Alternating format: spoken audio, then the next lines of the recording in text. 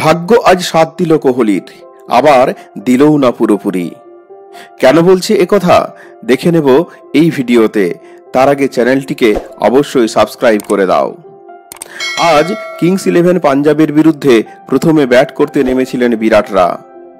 ইনিংসের প্রথমার্ধে ভাগ্যের সাহায্য পেলেন তিনি। প্রথমে 0 রানে, তারপর 10 রানের মাথায় তার ক্যাচ ফেলে দেন পাঞ্জাবের আশুতোষ শর্মারা। আর বিরাট কোহলির মতো ব্যাটারকে বারবার জীবন দান করলে কি ফল হতে পারে তা আজ হাড়ে হাড়ে টের পেলেন কিংস ইলেভেনের ছেলেরা।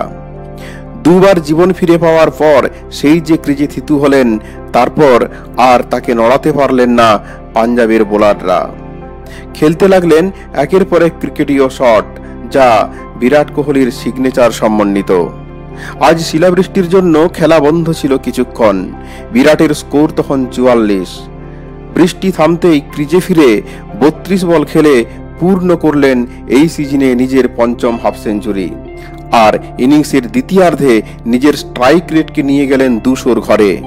ব্যাট থেকে বেরোচ্ছিল একটার পর একটা 4, একটার পর একটা ছক্কা।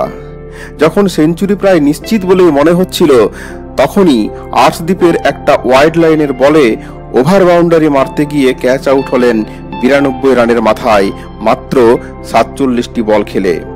দলের রান তখন 211, 4 উইকেটের বিনিময়ে ওভার 17.4। দীনেশ কার্তিক ও ক্যামেরুন গ্রিন্ডা সেখান থেকে বেঙ্গালুরুকে পৌঁছে দিলেন 241 রানের বিশাল স্কোরে। আজ ভাগ্য আর একটু সাথ দিলে বিরাটের এই সিজনে দ্বিতীয় সেঞ্চুরিটাও চলে আসতো। তবে আজ নিয়ে 12 ম্যাচে মোট 634 রান করে অরেঞ্জ ক্যাপটা নিজের দখলেই রাখলেন বিরাট। আর 200-র কাছাকাছি স্ট্রাইক রেটে রান করে কড়া জবাব দিলেন তার সমালোচকদের। তোমরা বিরাট কোহলির ফ্যান হয়ে থাকলে ভিডিওটিকে অবশ্যই একটি লাইক করে দাও।